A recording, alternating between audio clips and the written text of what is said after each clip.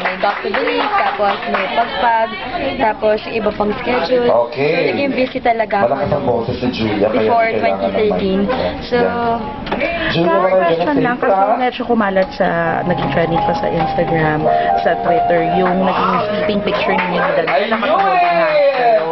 yeah, oo nga. Naging big issue ba yun? Hirap na sisigulan naman yung papagin ko. Kasi may sakit kami noon.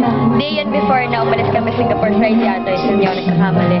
So kami lahat, kasi bibigyan kami ng time muna matulog during break. Bibigyan kami ng time nila. Dalagan, kasi ako talaga, kita mo, nag-vomit na ako, ganyan. Basta nagsakit kami, sabay ni DJ.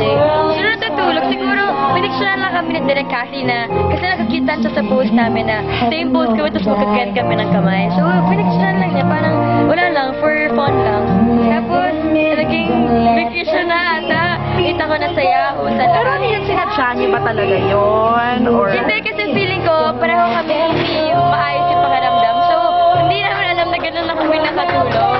Kasi pagod talaga yun. So, Pero kapag kunwari natutulog kayo, nagkaka-holding hands na rin. hindi naman, nun lang ata talaga. Hindi na, unconscious yun. Hindi namin alam. So, ewan ko, hindi naman parati gano'n. Hindi na naman kami madalas matulog pag taping. Nun lang talaga. Pero wala bang ibig sabihin? Ano bang ibig sabihin nun? Kasi Wala. ang daming leg, ang daming Wala. confirmation na ba yun talaga? Hindi ano na iba. Basta yung iba dyan, si DJ na lang tanongin niya, pangat ata ko pa yung sasagot. Ano regalo mo sa sarili mo dahil sa success mo kayo? Ngayon lang namin ako ay bonus. So, iniisip ko pa kung anong gusto ko yung regalo sa sarili ko. Material, travel. It's either travel lang naman yan or maybe shoes, gano'n.